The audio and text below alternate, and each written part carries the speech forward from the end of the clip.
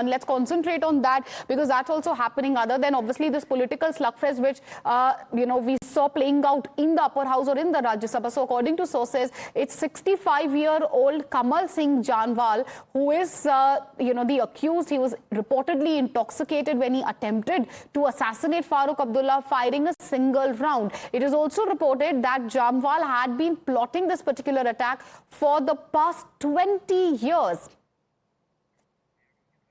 Okay, my colleague Ankit is joining us live on the broadcast. Ankit, take us through, what is it that you're picking up from your sources as far as the investigation is concerned, the key accused in this assassination attempt, because it's extremely brazen. Farooq Abdullah, such a known figure, a brazen assassination attempt made on him. Where has a police probe reached? What is it that you're picking up?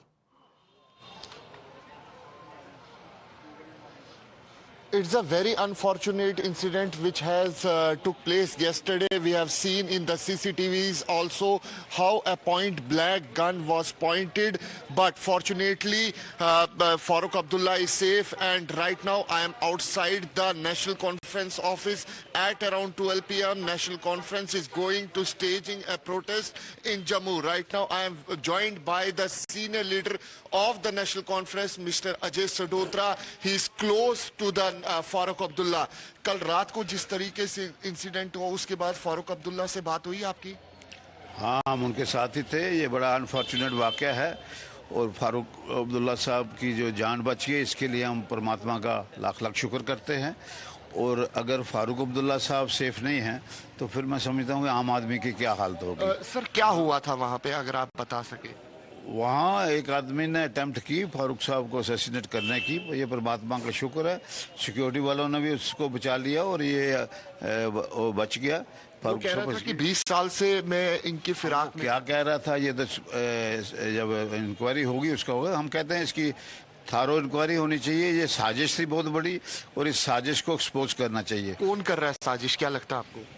अब ये तो inquiry में पता चलेगा कौन साजिश कर रहा है, मगर मैं ये बहुत बड़ी साजिश थी और परमात्मा का शुक्र है फारूक अब्दुल्ला साहब बच गए. यहाँ बड़े बड़े दावे करते हैं.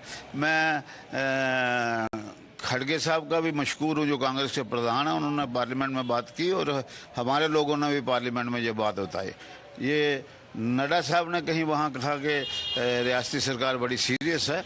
मैं नड्डा साहब से एक बात कहना चाहता हूँ. नड्डा साहब, ये जो कौन सी सीरियसनेस है कि जहाँ इतने बड़े डिग्नेटरीज हैं वहाँ पुलिस की प्रेजेंस नहीं है और मुलजम को वहाँ थाने तक पहुँचाने के लिए हमारे PSO ने उठा के लिया.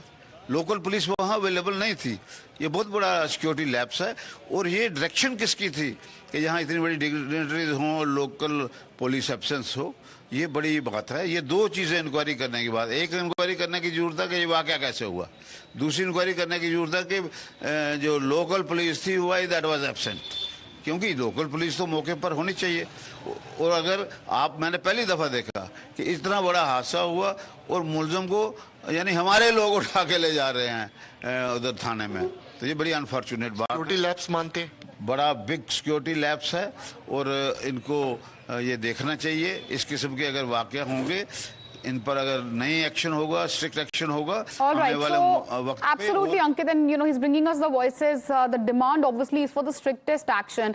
Do stay with us, Ankit, because viewers, we are going to be talking about the Jammu and Kashmir Chief Minister. He's also obviously Farooq Abdullah's son, Omar Abdullah. He has questioned how the attacker was able to get so close to the former Chief Minister despite the heavy security. He's emphasized that several questions basically remain unanswered. Omar Abdullah stated that it was only the quick response of the close protection team which deflected this particular shot that prevented the assassination attempt from succeeding. That's JNK Deputy Chief Minister, who's also spoken out. He's made a serious allegation claiming that no Jammu and Kashmir police personnel were present at the scene. Meanwhile, we have Nasir Aslam Wani, advisor to the Jammu and Kashmir Chief Minister, who stated that this was a clear attempt to murder Farooq Abdullah. Listen. Jammu शहर में देर रात एक शादी समारोह में गोलीकांड का मामला सामने आया है. इस शादी समारोह में जम्मू कश्मीर के पूर्व मुख्यमंत्री डॉक्टर फारूक अब्दुल्ला साहब शामिल थे. ये बेहद गंभीर और चिंताजनक मामला है. जम्मू कश्मीर पुलिस ने उस गोली कांड में शामिल शख्स को गिरफ्तार कर लिया है, तमाम पहलुओं की जांच पुलिस कर रही है।